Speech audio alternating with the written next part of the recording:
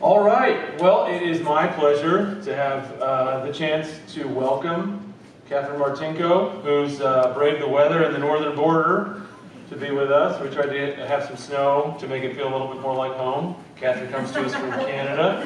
She's a freelance writer and editor. She is the author of this book, which you can acquire in the back, Childhood Unplugged, Practical Advice to Get Kids Off Screens and Find Balance. She has been a senior editor and a staff writer at Tree Hugger. She's written for major publications, major newspapers around Canada, Globe and Mail, the Toronto Star, and here with the Huffington Post and others. Some examples of her work that drew me in and became a regular reader of hers. I'll just give you some titles so you can get a sense of how she talks about the lifestyle elements of kind of saving your kids from some of these digital devices. They include, among others, what do we parent for? My son is starting high school and still doesn't have a cell phone. Where are all the real toys at Christmas? And give them books and say yes to independence. She writes about digital media and the effect that a screen-based life has on her children. And she also talks about how it affects parents. As she puts it, she's not anti-tech, but she is against letting technology take over every aspect of our lives, especially when it means that kids miss out on formative experiences. She talks about the power of small changes, and I'm eager to hear some more of what she has to say about that. She's also a mother of 3 kids, so she gets it. And I also just learned from her that she's been asked to do a bunch of speaking engagements across the United States just recently in the last few days, and we're the first. So that's really exciting for us. St. Richard's leading the way. And without further ado, Katherine Martinko. Oh, I think you took my notes. These are your notes? I took your book. Thank you so much for that lovely introduction. It's exciting to be here. This is my first talk in the U.S. I've done many talks in Canada, but I've never crossed the border to give one of these presentations. So it's exciting to be here. Thank you. I had a long drive yesterday. It took us 9 hours to get here from our small town in Ontario. By we, I mean me and my one cousin, and we made this road trip to visit our other cousin, who happens to live in Indianapolis. So it was sort of fun to be able to come down for this work talk, as well as to be able to spend some time with family. So I am here to talk to you about something that is on all of our minds, how to navigate this complex issue of digital media and kids.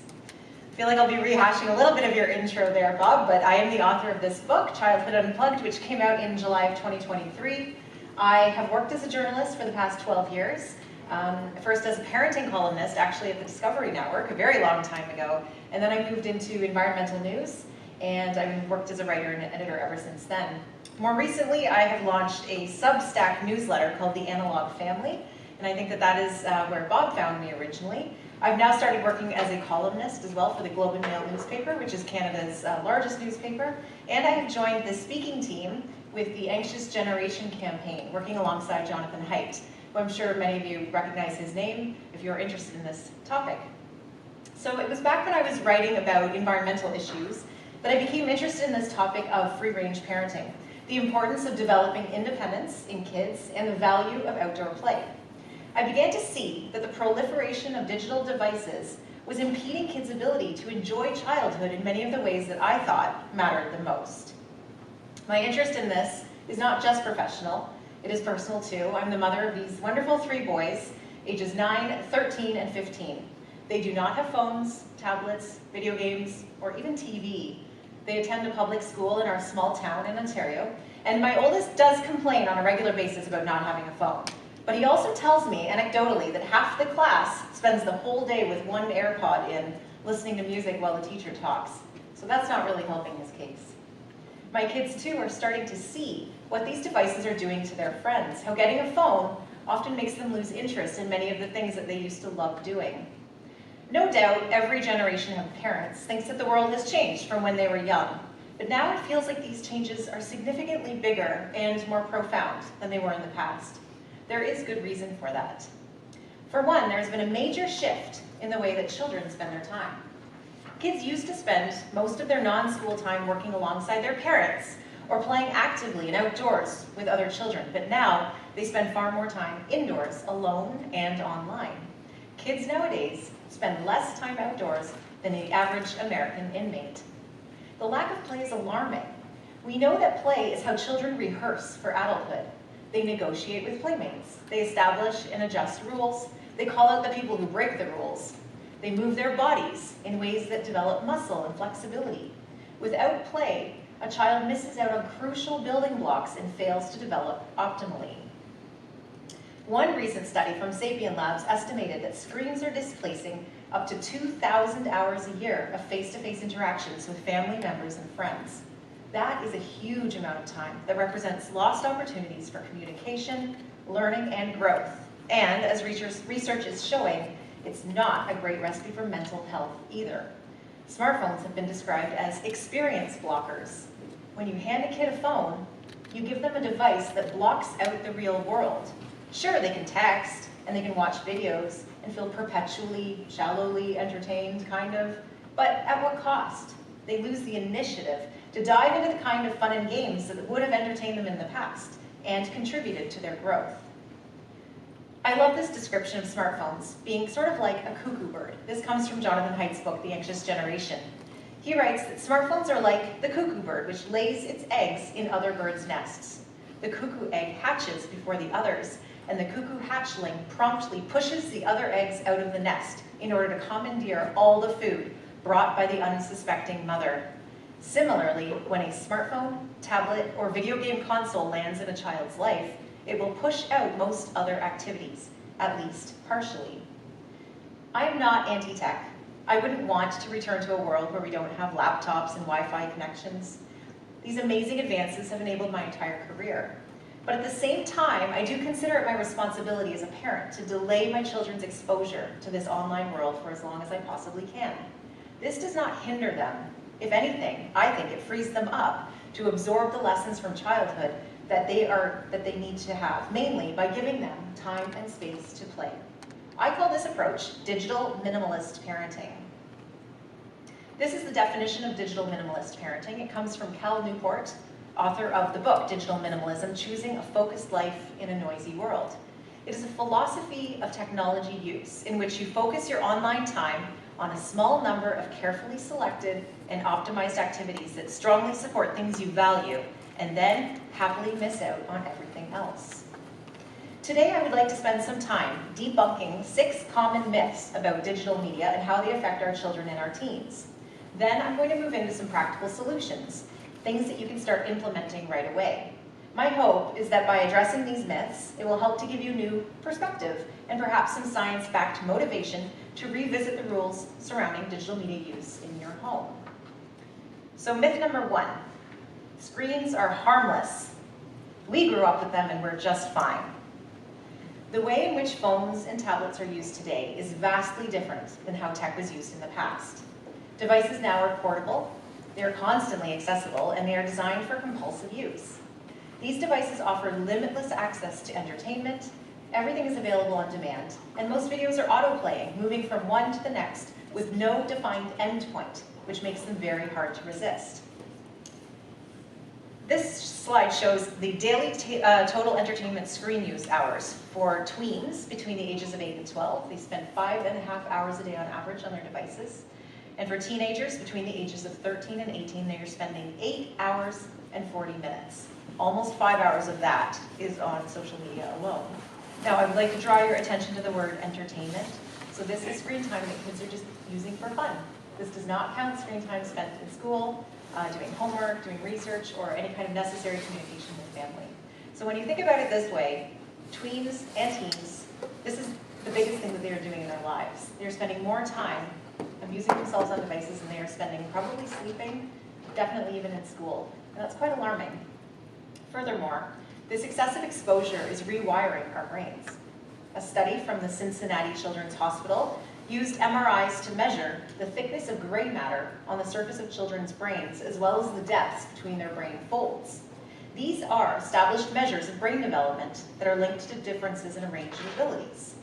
The researchers found that the brains of kids with higher levels of digital media use were better at visual processing, but underdeveloped in areas that required more complex skills. So these were things like language development, encoding memories, feeling empathy, and understanding facial and emotional expressions.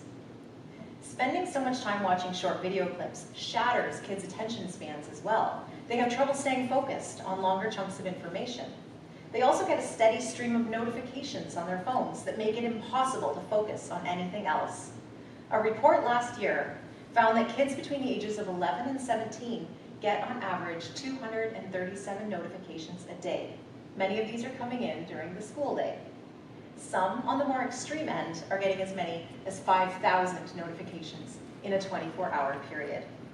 This creates a highly stimulating environment that affects kids' cognitive abilities, their attention spans, and their memory at a time when their brains are developing, and it is affecting their academic performance.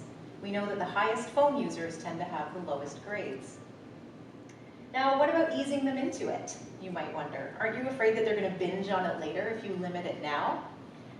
It's a good question, but I urge you to consider how addiction works. We know that apps, videos, and games are designed to be highly addictive, triggering the same neurological response in the brain as heroin. We know that a child's brain is molded by the activities that it is exposed to. The younger a child is exposed to addictive substances, the more likely they are to be addicted as adults. This is not something that they outgrow. Instead, they become entrenched. Smartphones have been described as the modern-day hypodermic needle. It's reached the point where experts are referring to our relationships with phones and certain apps, social media, porn, gambling, and gaming as an addiction.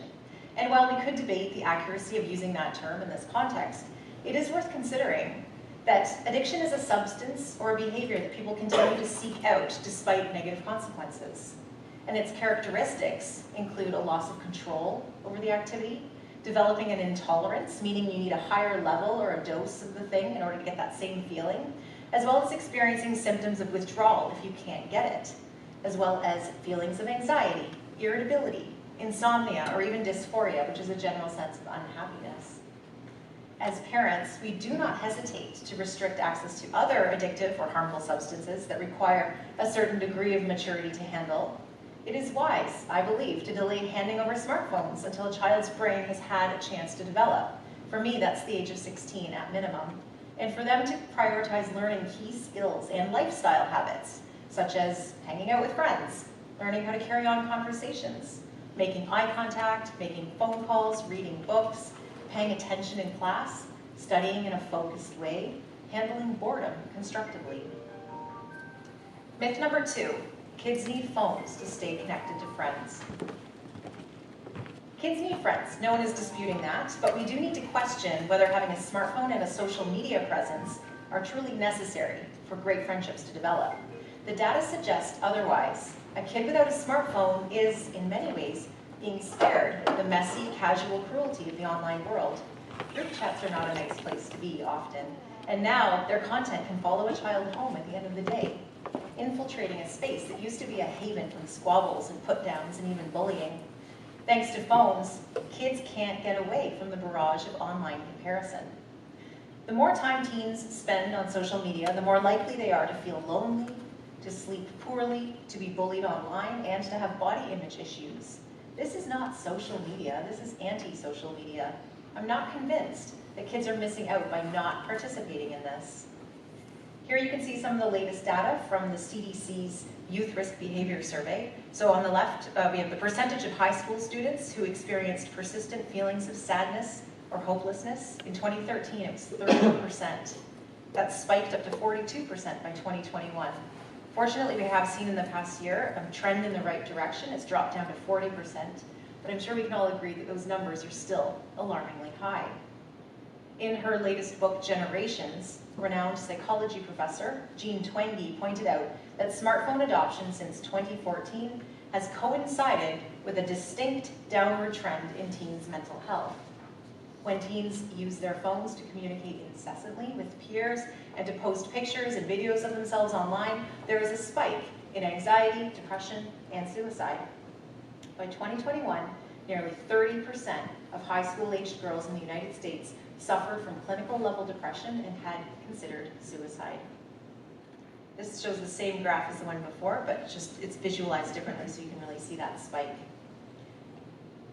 Many experts are worried. There was a joint declaration by the American Academy of Pediatrics, the American Academy of Child and Adolescent Psychiatry, and the Children's Hospital Association, all declaring a national emergency in child and adolescent mental health in October of 2021. Even the US Surgeon General has weighed in on this, issuing an official advisory this year about the potential risks of social media.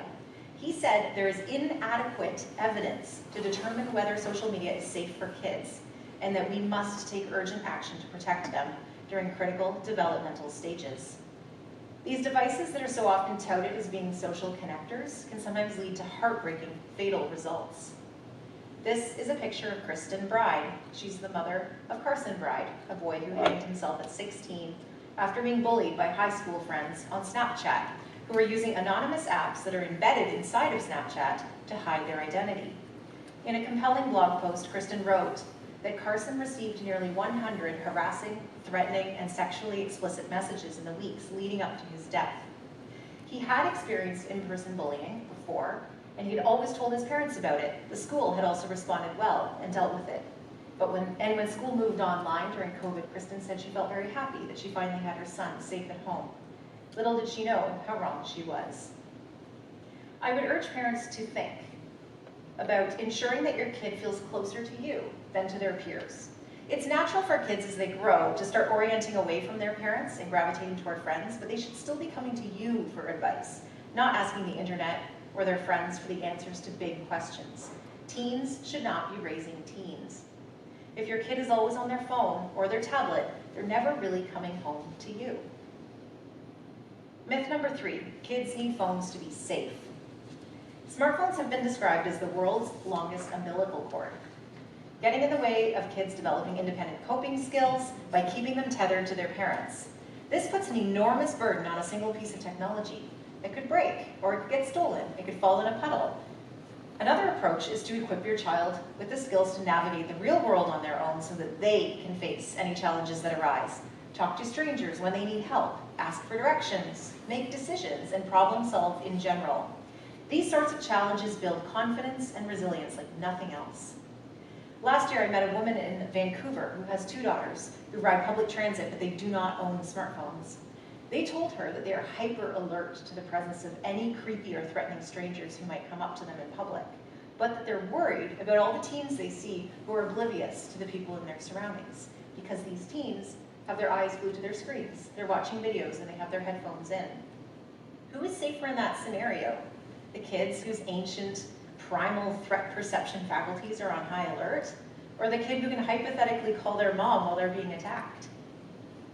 Sometimes danger comes from unexpected places. Here's something else to think about. My son came home from school one day, this spring, upset that a number of the boys had whipped out their cell phones in the locker room and started filming their classmates as everyone was getting undressed to go in the pool.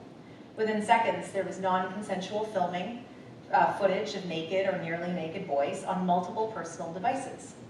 The school said they dealt with it, but I was struck by the irony of the situation, that many of these children were likely given phones by their parents to keep them safe. But the irresistible allure of the phone turned these ordinary, goofy, prank-loving boys into accidental purveyors of child pornography, while exposing their friends to a gross violation of privacy. Phones are a portal to the world in all of its ugliness. No matter how extensive the parental controls are, a smart and determined kid can get around it. So can creepy strangers. Arturo Bejar is a former Meta engineer who testified in front of Congress last November. He said that in a typical week, 1 in 8 teens between the ages of 13 and 15 receive at least one unwanted sexual advance on Instagram.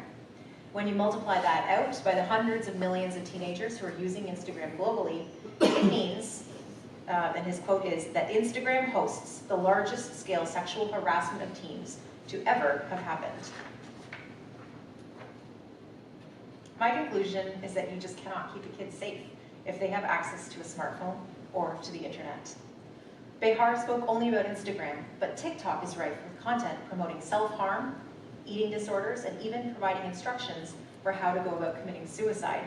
Here are some examples of TikTok and Instagram influencers that I pulled up. You can see on the left an anorexic skeletal influencer who's pushing anorexic content. And on the right, an account called Thinspiration.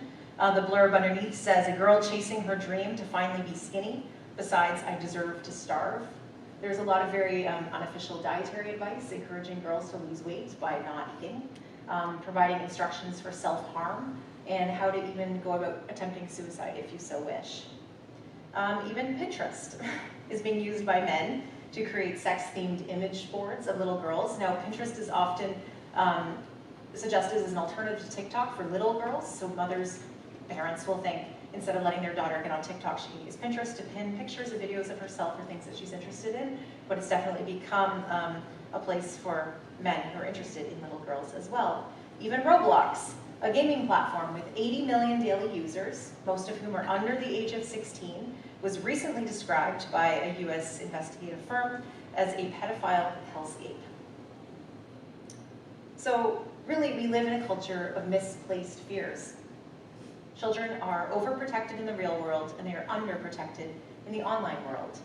If you've ever worried about your child encountering scary strangers in public, you should be absolutely terrified of the internet, because that is where most of the threats have moved. The real world is far safer than it's ever been. If it's any consolation based on statistics, a child would have to loiter on the street for 750,000 years in order to get kidnapped in a stereotypical stranger in a white van scenario. It's not going to happen. By comparison, kids are 40 times more likely to die in a car crash. So if you're really worried about their safety, do not take them on drives. So if your kid doesn't have a phone, how do you make plans? Well, each morning I talk about logistics and expectations with my kids, and then I send them off into the world. They know my number, they can reach me if they need to, and they do, often calling me and texting me from strange numbers or from their friends' phones if any of our plans have changed. And I have never been unable to reach them when I need to. You can also buy simpler phones. We adults eased into smartphone ownership with simpler devices initially, and your child would benefit from that too. I will have more on that later. When it comes to this myth of safety, it's important to realize that it's not a phone that makes your child safe. It's their ability to navigate obstacles, to communicate, to think on their feet. Focus on developing these skills, and your child will be fine. Myth number 4, my kid needs to grow up using this technology to succeed professionally. This technology is designed to be intuitive. It can be learned quickly and easily. We all learned it later in life, and we're doing just fine. So did the founders of the tech companies that now dominate our pockets and our minds. Furthermore, this technology is evolving so fast that it will not look anything like the technology of today by the time our kids enter the professional workforce. Just think how much it has changed in the past 5 or 10 years. We parents should really be focusing our attention on developing those skills that set our kids apart from the machines. To quote organizational psychologist Adam Grant, the skills that make us human are increasingly important to master. I would expand his list to include skills that so many lack now, such as making eye contact, making calls, thinking critically, engaging in creative pursuits, the ability to focus deeply on a task, uninterrupted for long periods of time.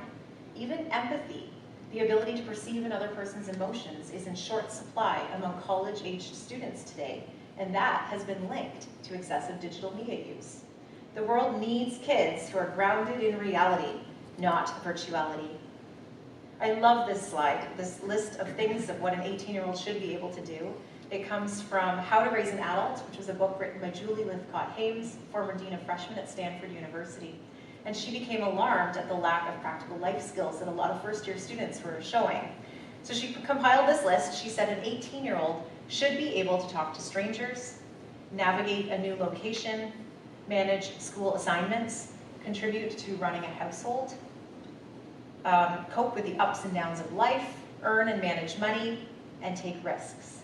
I would point out too that 18-year-olds don't wake up on their 18th birthday knowing how to do these things. Training for this starts at birth, and it's cumulative. And you have to get the kids off the devices in order to create the opportunities for them to practice all of these things on a regular basis. I would argue too that this is what our kids want. This is a screenshot of a Reddit thread that I came across, and this is a 15-year-old who says, I have no hobbies interests, goals, or ambitions. All I do is waste time on my phone. And I highlighted the part below where he said, I want to do all sorts of things, but I never do. My screen time is near 11 hours daily. How do I stop this crippling addiction I have with my phone? This is a 15-year-old child. And yet here we are worrying that our kids are going to miss out if we don't give them phones or social media. These are not gifts to our kids. These things are thieves. They are stealing kids' time, attention, friendships, innocence, and even in some situations, their futures. The kids need our help.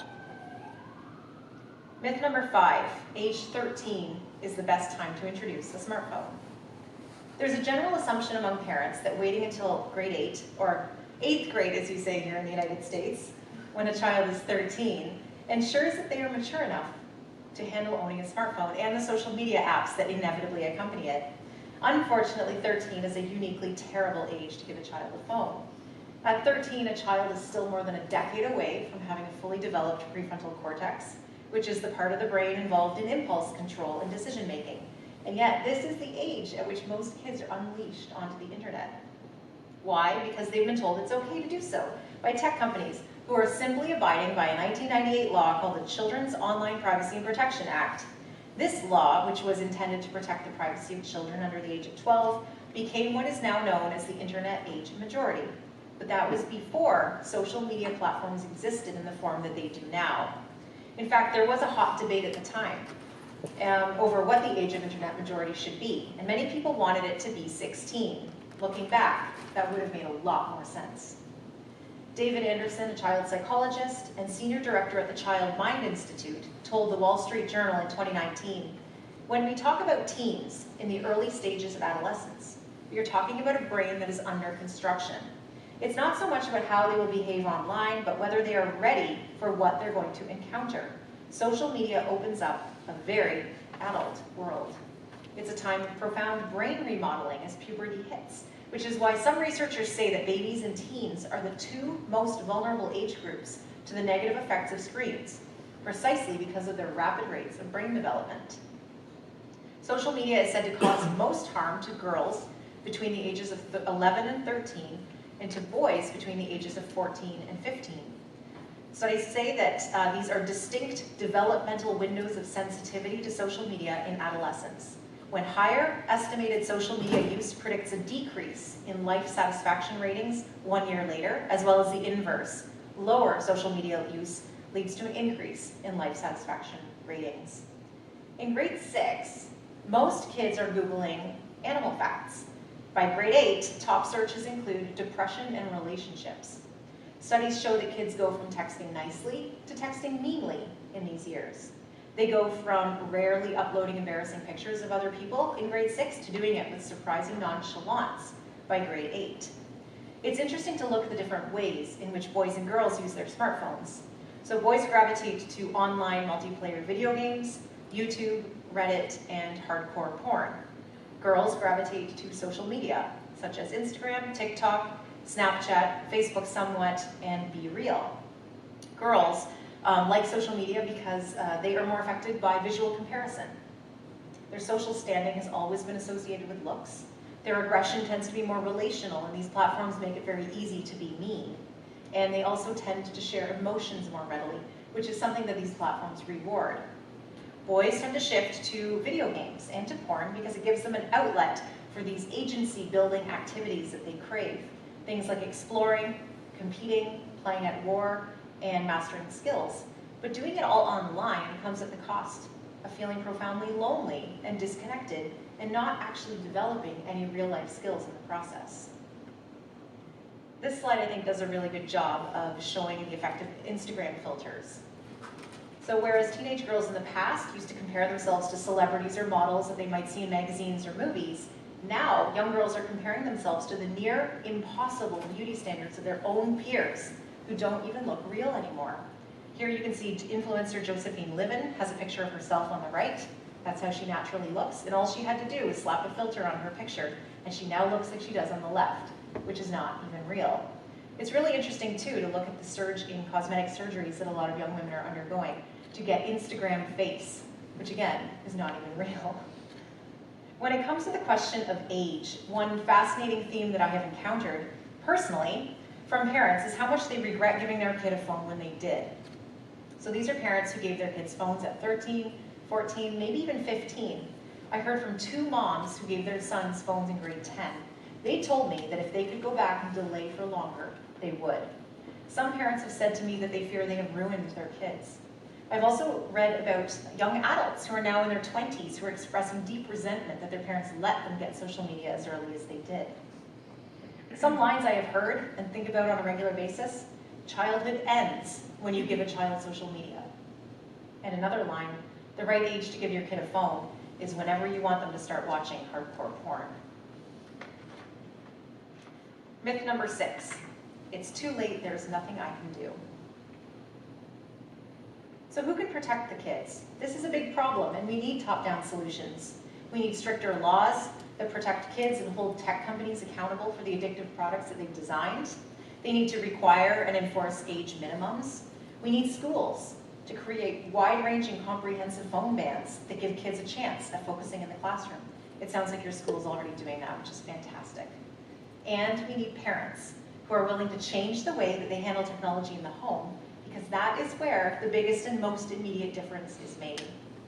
Parents have power now. Parents are the first line of defense. No one else is coming to save your kid from screens. That job is yours. And that's good, because you are the best positioned to do this. You also don't need your child's permission. You probably won't get it even if you try. I love this concept of becoming a techno-selectionist, another term from Cal Newport, who gave us digital minimalism. Cal Newport writes that a techno-selectionist is someone who believes in carefully choosing which technologies to adopt and integrate into their lives. And this means, too, that you can try new technologies, recognize that they are not serving you, and reject them. You can say, no, I don't want this in my life anymore. Maybe you revisit it later down the road, but it is okay to change your mind. I like to remind parents that you do have the right to revisit the rules surrounding smartphones and social media based on new information that you've acquired and all of the new information that's coming out now. You can sit your kid down at any age or stage and say, I'm not comfortable with this anymore, things are going to change. Your kid won't like it, but they do have to comply, and you have to stick to it, be consistent, and set an example. So here are some lines that I use in my own home on a regular basis. Our family is different from other families. This is just how we do things in our home. I'm doing the best I can with the information I have. And here are some sample scripts that came via Dr. Becky Kennedy, who has partnered with the Anxious Generation campaign. She suggests saying, social media isn't an option right now. I know that's not what you want to hear. I know this makes your life harder in some ways, and I know we will get through this. Or, I've learned some new things about a specific app or behavior, and I'm going to change your phone rules. I know this is frustrating, and I know it's important for your safety. I get that this feels annoying to you, and will take some time to get used to. Parental modeling is key to addressing this myth as well. We know modeling to be the most effective parenting tool that exists. The way that you live your life sets an example for your child's life. The topic of digital media and kids can feel discouraging and overwhelming, but I am hopeful for the future. The pandemic gave us the digital future that we were promised for so long, and we hated it. We realized that what makes life worth living is the real stuff, the face-to-face stuff, the outdoor stuff, the active stuff. And I think pushback against the digital deluge is happening. The fact that we are here talking about this right now is a sign of shifting attitudes. Parents are feeling less complacent. They are feeling more concerned. They don't like what they're seeing, and they want something different, something more, something better for their kids. I think the most effective way to do this is by using the digital minimalist approach. So digital minimalist parenting, it's not anti-tech or screen-free. It sees technology as a powerful tool, not a toy, that we have to learn to treat with respect. It employs delay tactics, as well as strict limits around screen use. It strives to enrich offline life and reclaim childhood as the imaginative, play-filled stage in life that it needs to be. It also prioritizes in-person interactions. This does not mean that there's no value in virtual interactions. Those should just not make up the majority of a child's social life. So these are my family's digital media rules that I thought I would go over. No smartphones before the age of 16. This is higher than the age that Jonathan Haidt suggests in The Anxious Generation. This aligns with the advice given by Dr. Jean Twenge, who said she would not give any of her 3 teenage daughters smartphones before the age of 16 because she believes that a child needs to be mature enough to operate a motorized vehicle, to get a driver's license before they can have a smartphone. And that really shifted it for me when I realized that a smartphone is on par with a car in terms of the potential danger that it can inflict on a child's life and on the people around them as well. No social media before 18. Social media is just not a place for kids. And so I've told my kids that they're gonna have to be out of the house, done high school by the time they're allowed to create social media profiles. Now, even if they have a smartphone, they will not be allowed to have social media on that, which I'm hoping will disincentivize them from wanting a smartphone in the first place. Use computers to communicate. So I find computers are quite an effective way for kids to communicate with friends. So we have a family desktop computer in our home in a common area, and my children are still able to participate in group chats that come through iMessage. They still get their fair share of ridiculous memes from their friends, but the fact is they log on, they see those chats, and then they leave it behind when they leave the house. They do have screen time. We have it for special occasions. It's not on a regular basis. We have a Netflix account, and they can watch movies on our family laptop that we set up in the living room, and usually they watch together, so it still is a little bit more of a shared family interaction. Now, I did make a note here, I just added this because this is a common question that comes up. I do not tend to manage screen time outside of the home, and I feel that that's because I don't feel I have the right to impose my philosophy on other parents in their homes. So if they invite my child to go to their home, I don't ask the parent necessarily to withhold those devices from my child because I'm choosing to let my child go there. My kids do play video games and watch movies when they go to friends' houses, and they love it. I ask them to sort of use common sense, and they come back and they know that's just not something we do in our home. So at least it gives them the chance to maybe connect with some of their friends on a very basic level, understand, stay relevant to what's being talked about, but then they come home and they know that that's just not something that is part of our family's rules. So if I can give you any advice on managing devices in your home, if you don't have smartphones or tablets in your home yet, don't introduce them. Delay, delay, delay as long as you possibly can. It is far easier to keep them out than to try to claw them back.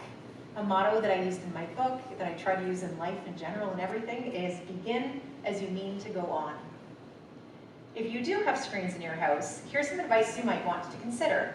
The bigger the screen, the better. Now, this might seem counterintuitive, but it is far less absorbing for your child and less stimulating for them to sit on a couch and look at a TV that's mounted on the wall than for them to have a tablet in their hand. When they have the tablet in their hand, they get completely sucked into it and they just zone out of the entire outside world. The more basic, the better. If you can give your kid an e-reader, let's say, over a tablet, that would be preferable. Passive is preferable to interactive. Now this is very counterintuitive because a lot of parents think that interactive technology is actually more beneficial for the kid.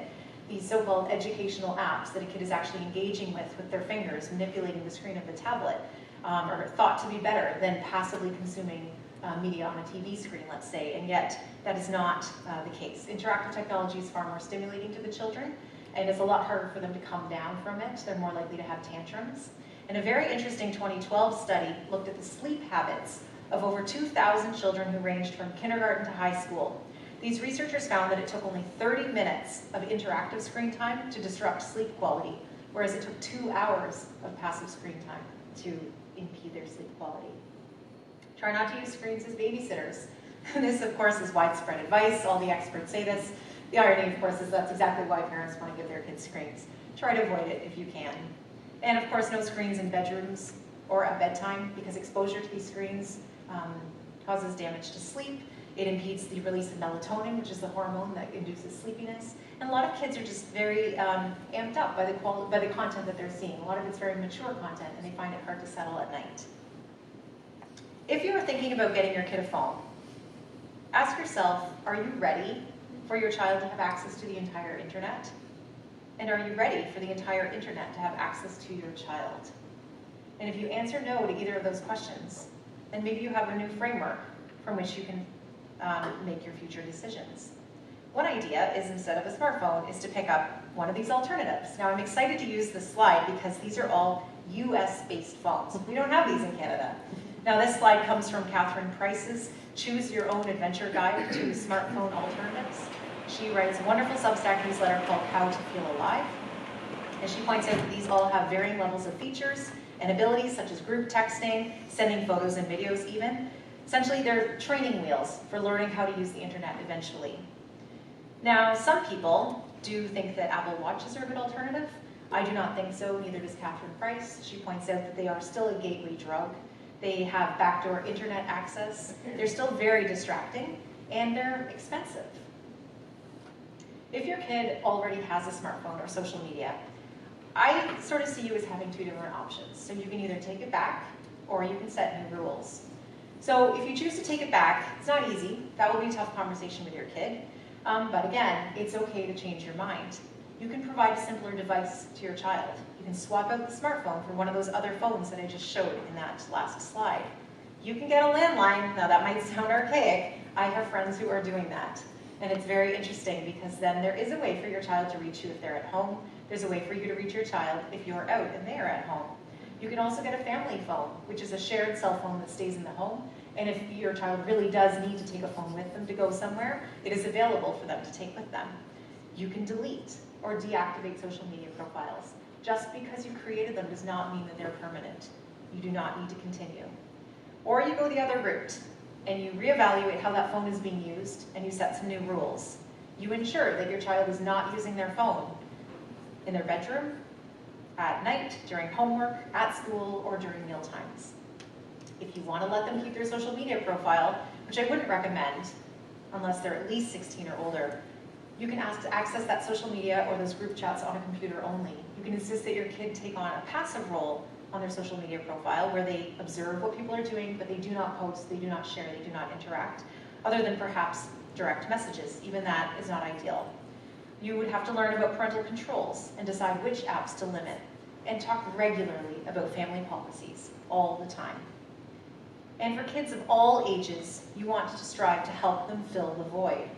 When we're talking about anywhere between 6 and 9 hours a day on average that kids have been spending on their devices for entertainment purposes only, if you take that away, that leaves a massive gap. And a lot of kids are just going to know what to do. It takes work as a parent to guide them through this, but it's fun work. You can get your kid doing stuff, whether it's sports, or art, or reading, or playing board games, or taking care of a new pet, or learning an instrument, or working towards a bigger life goal, or doing chores. Have friends over more often. You can go places on weekends. You can spend time hanging out with your kids. Also, do not be afraid of boredom. Boredom is a deeply creative state, and once kids have developed these independent play muscles, then you can step back and just let them be. Give them the independence that they need and might be craving. Parents, I do feel that we choose what is hard. It is not easy to say no to a teen whose friends all have phones, to inflict an unconventional lifestyle choice on them at a time when they very much want to fit in with everyone else. But as this wonderful image shows, hard choices often lead to an easier life, and easy choices often lead to a harder life. When I hear from my friends about the awful things that they have faced with their own kids, cyberbullying, crippling social media-induced anxiety that's getting in the way of their kids even showing up for school, even some suicide attempts, I think I would much rather be arguing with my kid about why he can't have a phone than sitting next to his hospital bed wondering if he's going to make it. Last year, actress Kate Winslet accepted an award for a profound and haunting film that she made that's called I Am Ruth. It's about a mother who's struggling to raise a teenage daughter whose mental health has deteriorated from excessive screen time. In her acceptance speech, Winslet said, "We want our children back." I think we can all relate to that. When people tell me that resistance is futile, I say that resistance is the most powerful tool that we have. It is never too late to rein in bad habits, to change household rules, and to establish new norms. Kids are marvelously resilient and adaptive, and doing this might just be the greatest gift that we ever give our children. They deserve it. Thank you.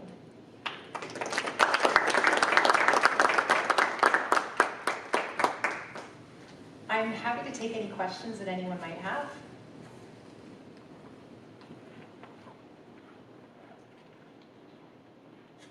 I have a question about modeling, and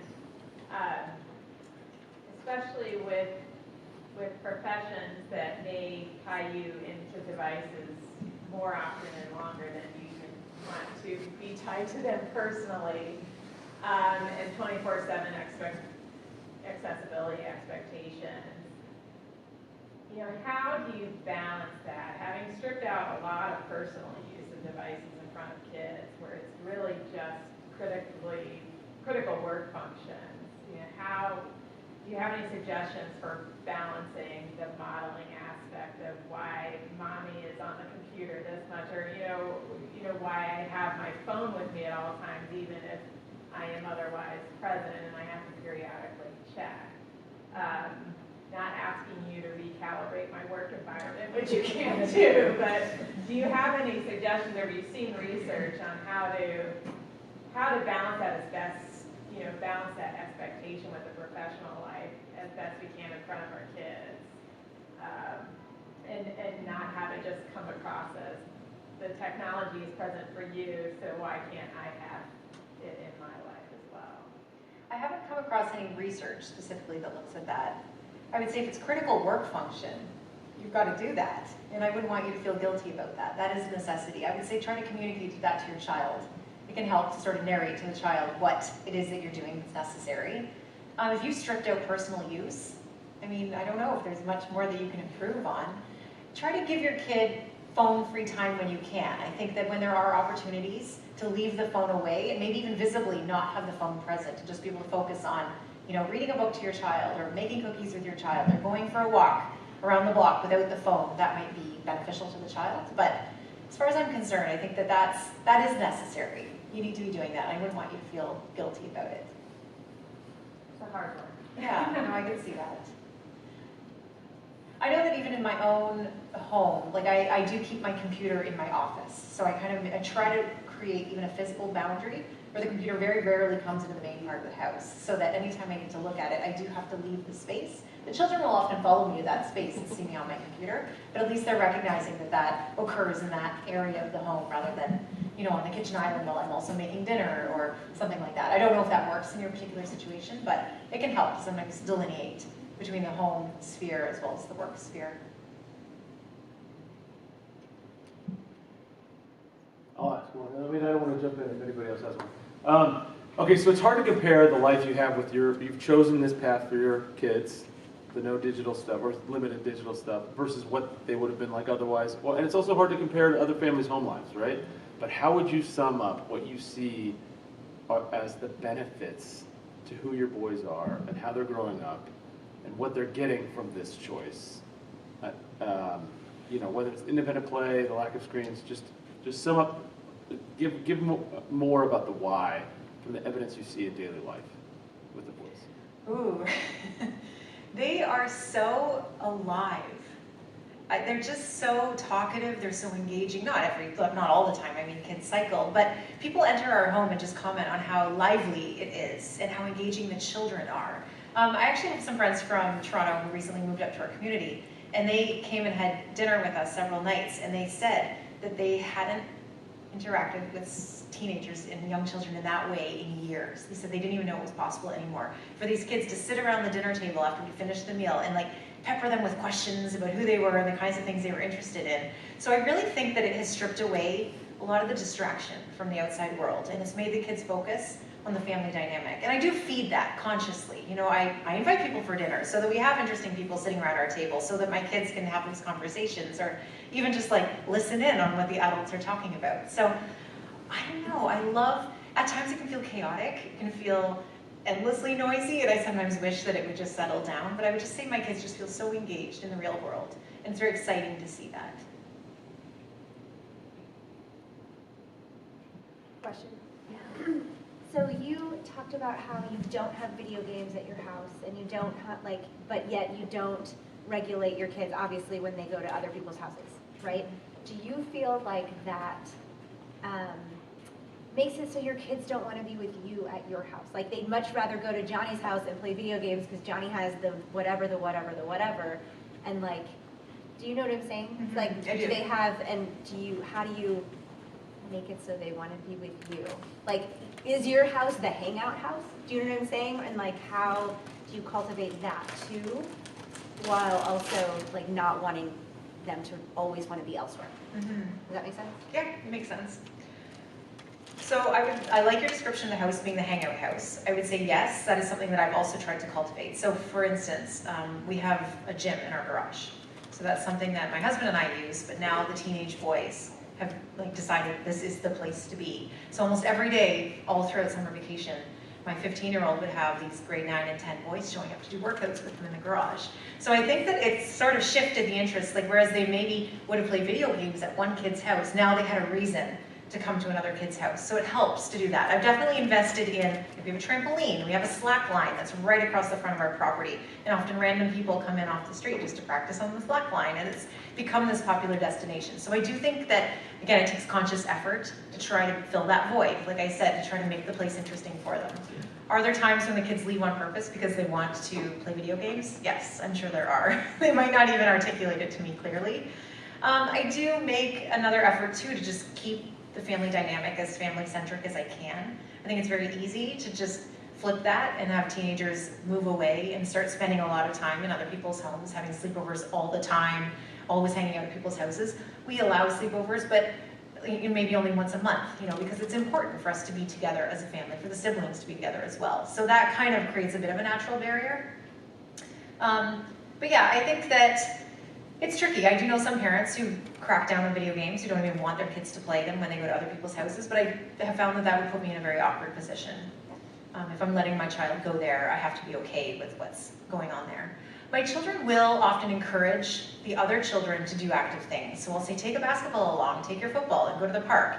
And what they find is that a lot of the kids who spend a lot of time online are very excited at the prospect of having something else to do as soon as it's suggested by another kid. So some days they just need a reminder of something else to do. The way you put that you have to be okay, if you're going to let your kids go to a friend's house, you have to be okay with what they're doing. It's such a great framework for the way you talk about phones, and are you okay with where you think of the phone as a friend's house. And would you let them go to a friend's house if there was a pedophilic hellscape or whatever, the things from your slide, right? I just thinking about it. I just mean, what you talk about is right. We let our kids do certain things because we think that it's going to be okay. Yeah. And that friend's house thing is a great analogy. Yes. When I was growing up, my dad was really good about, he also liked to make us self-direct and give us puzzles all the time, but one thing he would do is we were supposed to have equal time doing homework, screen time, and being outdoors. And so I had to figure out and it could vary every day. Sometimes it was 30, other days it was 40 minutes doing each thing, right? And it was fun for me, and now I work with math all day, so it made sense. But what I'm curious is with these stats where we see that kids spend almost a full work day on this for entertainment alone, right? What have we lost? So what's the counter stat of 10 years ago with the forced smartphones, how much time were kids spending outside? What is kind of the opportunity cost there? And I guess I'm a researcher, but I'm just curious as you present this. Yeah. I don't know. It'd be interesting to know how many hours of TV kids were watching after school, perhaps. That would sort of be the best comparison up until 2007 when the first iPhone came out. But then things started to really speed up around 2014, 2015. That's when smartphone ownership really spiked, so just in the last 10 years. I don't know the answer to that. I just know that before smartphones came out, we didn't have the internet access in our pockets all the time, right? So even if a kid did spend a lot of time watching TV, there inevitably came a point where they had to step away from it. They weren't carrying the TV with them, into every room of the house. They weren't taking it into the bathroom with them. They weren't taking it outside and watching it while they sat, on the back deck waiting for a friend to show up. They weren't, on it necessarily on public transit. They would be forced to strike up conversations and talk to other people. So it would have been a significant decrease for sure, but I don't know exact numbers. It's a good question though. I should look into that. Yes. I'm trying to see how to word this right, but consistency on how you and your spouse kind of work together on this. Everybody has times where if you're sick or you're busy or something, yes, you can go ahead and do this, but keeping, I guess, a hard line to this is a no-go every day during the week, and then there's a little bit of opportunity on the weekend to do that, or should it be following the guideline, just not using it at all? Because we've gotten to the point where it's been really acceptable for our son to during the week, he knows there is absolutely no screen time whatsoever, but the weekend is a little bit more flexible, and there's certain periods of time he has to take brain breaks and do that stuff. Or, I mean, does giving him that opportunity on the weekend hurt the overall perspective in your opinion, or is that kind of like a release for him to work harder and do things the right way during the week? Is that, I mean, you understand what I'm saying? I think so.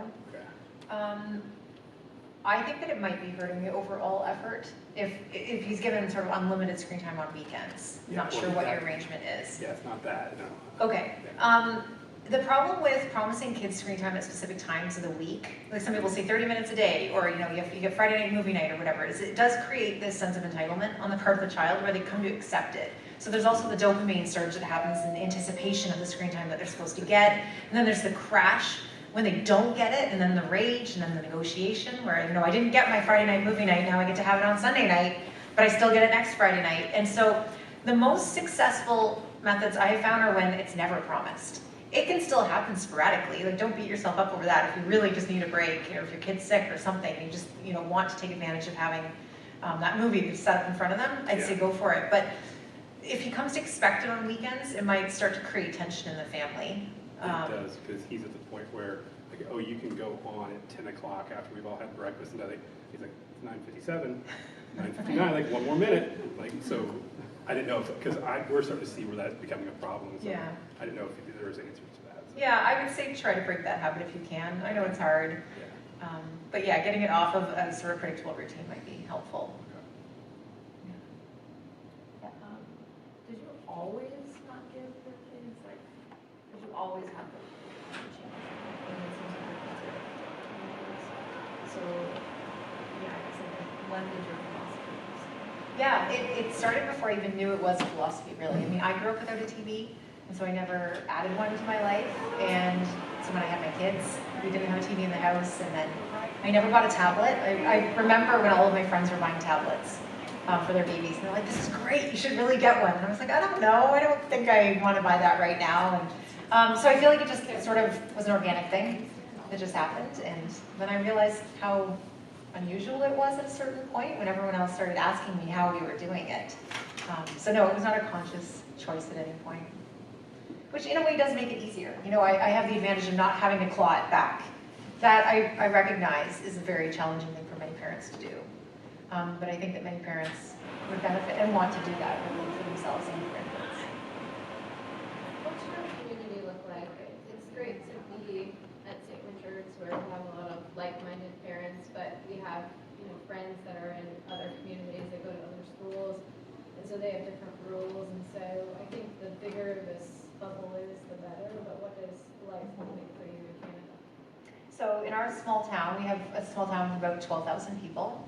It's very safe. The kids are free range. They spend a lot of time outside. And it is almost like an old-fashioned community where the children congregate in their bicycle gangs and they leave in the morning and don't come back until the afternoon. So socially, it's quite wonderful. It's quite idyllic in a lot of ways. I think that exists in a lot of small towns. When we talk about it as being something in the past, I think you can very much still find that if you go live in certain areas, geographic areas. I have next to no support from the school. My son is the only kid that I know in grade 10 who doesn't have a smartphone. And I have not been able to convince, not that I really try directly because that would ruin my friendships, but I'm not, like, no one else is interested in doing this. So I do feel like I give these talks not to try to convert people who are not interested, but to speak to people who are concerned, who do want to make changes in their life.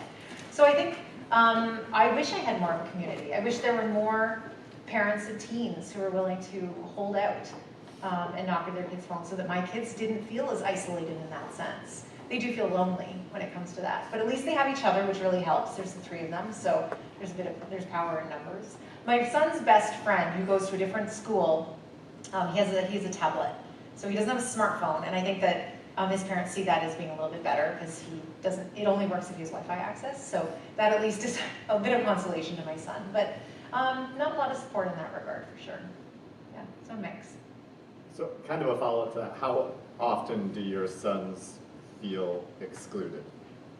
And how often are they actually excluded because they don't have phones to communicate plans and where everybody's going to be. And that might apply more to your oldest. Yeah, socially, I don't think very often at all. He's got his group chat that he sees on the desktop computer, this iMessage chat. So they arrange hangouts, they arrange sleepovers, they go to the beach together, they do all kinds of things. So they will make plans, and then he will show up. On a few times, there's been a few occasions where he's been stood up, like the friends have changed the plan in the interim between him reading it and him showing up. But again, it's a small town, like he just has to bike home and check the message again. And that's also a good lesson in not being a flake. No one likes a flake. So socially, I don't think it's harming them. He does hear about, you know, Snap dramas and like Instagram stuff that's going on, and usually that's conveyed at school. They talk about that. The most exclusion has actually occurred in the school, in the classroom, where teachers assume that every student has a smartphone, and so they'll put a QR code up on the smart board, and they say, pull out your phone, scan the QR code, and we'll go to whatever the lesson is, and then he can't do it. And there was one incident that happened last year where some group had come in to do a presentation, and they said, everyone has a smartphone, stand up. And he was left sitting all alone in the classroom. And this wasn't something he doesn't tell people he doesn't have a smartphone. It's just sort of kept private. I'm sure there's a lot of people who just assume he doesn't take it out of his bag. And that was very humiliating. He came home upset. So that did spark a conversation with the school about trying to be more inclusive, and just keeping in mind, like they do all have school issue laptops in high school. So if they just put, which is another issue, but if they put a URL on the board, then everyone with a laptop can go to that URL instead of just assuming that you have to use the smartphone. So that's definitely been the bigger issue. Sports teams also use social media often to promote games. A lot of the game schedules are online, and that's a problem. So I really wish schools would take a stand against requiring a personal device in order to access school-related activities. I love the idea of having the like desktop computer for that age to have people. I hadn't thought of that. Yeah, it does promote independence. You know, it allows them to still make their own plans, which I think is important. I don't want to be the go-between for that. I also let them borrow my phone too. If they need to call someone or text someone or FaceTime someone for whatever reason, they can borrow my phone or borrow my husband's phone. And that's, you know, that's not a problem. You know, it's different than, it's a lot better than him owning his own device just because he has to make an occasional phone call. You see the teenage years in your town. Are you getting the sense there is an understandable distinction between people? You know, a lot of this information is new. People have older kids and people have younger kids. In your town, are you seeing any kind of movement toward this? Are you aware of with parents of younger kids? I think it is changing with the younger kids. Okay. I do. I think that a lot of the kids who have, a lot of, so like my 9-year-old in his grade 4 class, there are not many kids who have phones. So I'm hoping that those parents are now becoming a little bit more aware. I think it's slowly becoming less socially acceptable to give a very young child a phone. And I think that in 10 or 15 years, we're going to look with horror at the idea of a 9 or 7-year-old walking around with a smartphone in their hands. That's what I hope will happen. But I think the message is getting through. I think the problem is with the older kids, the parents do think it's too late to claw it back. But I think that's very unfortunate because you still have influence. You still do have some power for a number of years, and that it's critical to use that advantage while you have it because your kids are going to be gone before you know it, and then they're on their own.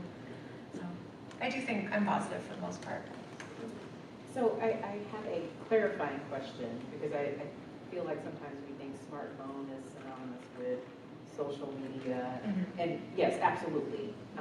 But I guess when you're talking about kind of limiting, is it the smartphone or is it social media or is it the YouTube and the other things versus a communication tool? And the reason I ask that is because, for instance, my child is in this school, which is a fantastic community, but we live 45 minutes away, which, my kid can't just go outside and ride her bike to the neighbor's house and do homework or, I know that there are some communities and there are some kids even here that can do that, but that's not my kid, right? She's doing homework with another friend that lives across town. That device is a tool for her to be able to communicate. So I'm just, curious about the distinction between, is it the phone or the device, or is it more about the things that they have access to on the device? Good question. When I think about, I actually took this slide out, maybe I should have left it in, but digital media is kind of this very general term that refers to any kind of information that's being conveyed by an electronic device. we get a screen. And I think of it as having two categories. There's the physical device itself. There are the smartphones, the tablets, the laptops, and then you've got the platforms that those devices support. So you've got the social media apps, you've got the YouTube, you've got all of those things. On their own, they're not necessarily inherently harmful. Like a smartphone, a standalone smartphone is not a damaging device.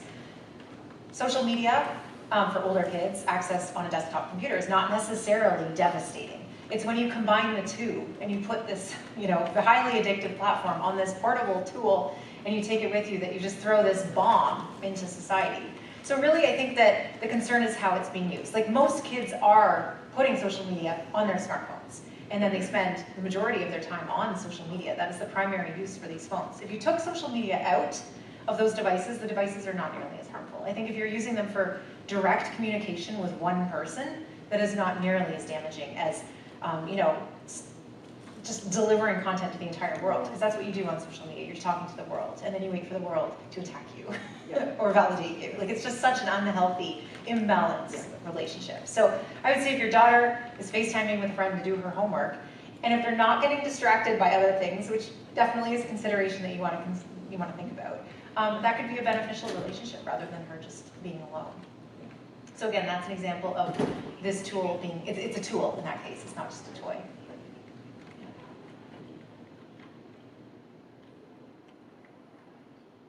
So I have a lot of parent friends who have older high school daughters, okay? And they all say that not giving social media to their girls, like Snapchat specifically, is like social suicide.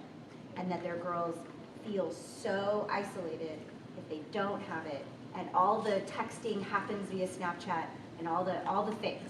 And so I'm wondering if you have boys, and I'm wondering if you feel like they maybe are less affected by that. Like these parents feel so strongly that like my kid just won't have a way to communicate, or they're left out of everything if they can't have this one, I don't know, piece of social media. And it makes me sad because that's how they feel, but that is. And they're like, that's the reality. The reality is that everybody's on Snapchat, all the team stuff happens via Snapchat, all of it, all the socializing happens, all the planning happens via that platform. And it's also a terrible platform. And I'm just wondering, like, how do you combat that? Mm-hmm. Does that make sense? Like, you want your girls to feel connected, but anyway. I do come at it as a mother of boys, and my experience is different than if I had girls. I know that for a fact. That slide that I showed, where girls gravitate, versus where boys gravitate.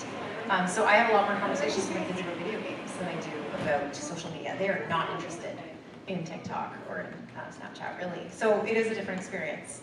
I do talk to mothers of daughters and fathers of daughters as well. And like I've looked at the research by, there's an organization called Screen Strong that's fantastic. It operates out of the US, run by a woman named Melanie Hemp. And she is adamant that, again, it's just, she has had daughters. She's had numerous daughters. In fact, she ran an article that said her daughter graduated from 12th grade and was a homecoming queen and was very popular, and yet had never had social media for her entire high school life. So she said it's proof that your kid can still have friends and still be socially relevant. I don't know how I think I would take a pretty hard-nosed stance on it and just say I don't care. If everyone is on that, maybe you need different friends. Maybe you need to find a friend group who's willing to communicate with you over a group chat that you can, like an iMessage group chat, or some other way of communication. It's just, yes, there's good nuggets that happen on Snapchat, but so much of it is garbage, and it just is it just overwhelms their life and their time. Maybe you could rein it in and say for 30 minutes, you get to look at your Snapchat text, or even like 10 minutes, I don't know what it is, just to know where you need to be or what's going on to stay relevant. But I think that we need people to start stepping out of that rat race in a way. Like, in order to get that collective action shift, like this is a collective action problem right now, right? Which is where, like, if one person steps away, it does create disproportionate harm to that one person. And yet you need people willing to do that in order for it to shift so that it becomes beneficial to everybody. The tipping point is said to be 30%. Like if you have 30% of families that are opting out of this, it becomes easy to say no to your kid. But it sucks to be in the 1%. It's so hard. And so I do think that to a certain extent we have a responsibility to do that, as uncomfortable as it is. Again, that's where community comes in. If you can find one other parent who's willing, who wants their daughters off Snapchat as well, and like if you can just target those people and have those really important conversations, then it becomes a little bit easier. But it is hard. It's very hard. I have a follow-up to that. I've had some conversations with some other peer parents about when our kids get to middle school, maybe getting a landline. Have you seen any graphs of how popular is bringing back something with the landline? Is it like catching on, or we have a new house, we don't even have a phone jack in our house anymore.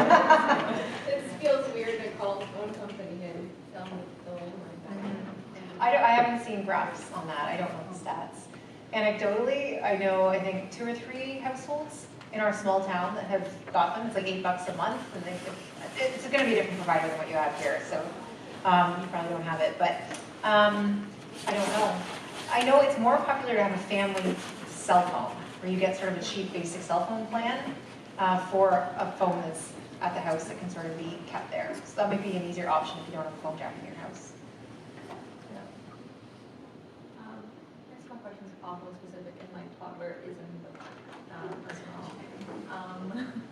But like, do you, with your talks, like, do you talk to a lot of parents who are like, my son's in like we're divorced, he's in 2 houses, right? So we do tend to have like sometimes different rules, but like something I struggle with, like I didn't get a cell phone until I was 18, but I also grew up in India and like maybe delivered there less, right? But like I sometimes feel like I'm gonna have to give him a phone at 8, which seems incredibly early to me, so that he can contact me if he needs something, right? So like I'm just wondering, like through your talks, have you ever talked to parents who deal with that, or like, because like as you were talking with the other one there, like it sounded like they would get a dopamine kind of like rush, right? Like just waiting to go to dad's house because dad's maybe more liberal with screen time, you know? And to be fair and non-judgmental, I'm liberal with juice. You know? So, like, have you just dealt or talked to parents like that? Because I'm just curious. I have. It's a real sticking point for a lot of, families where the parents aren't together anymore. A lot of parents are very resentful that another parent is, usually I hear from the parent who's worried about the screen time, and they complain the other partner is extremely lenient. And I say, you can talk to the other partner. You should always be trying to communicate what the problem is and encourage them to maybe tighten up the rules around the screen time. But view yourself as this oasis of, screen restriction. You are giving your kid at least 50% of his time, or however long he's with you, to give him a break from that technology. So it's still going to be beneficial. That's still very important to hold out. As for giving your kid a phone to call you, I think it's important to see if there's alternatives before you give him that phone. Because yes, he'd be able to use that to call you, but he's also going to be able to do everything else. And he won't be able to resist doing everything else.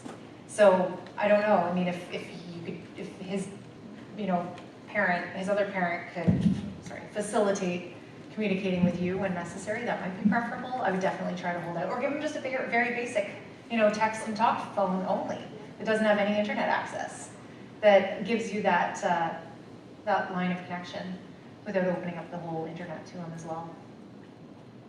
Yeah. All right. Thank you. We've gone well past time, but it's been phenomenal. I really appreciate it. Thank you guys for coming. I know you got kids to get to. I'm not on the screen, but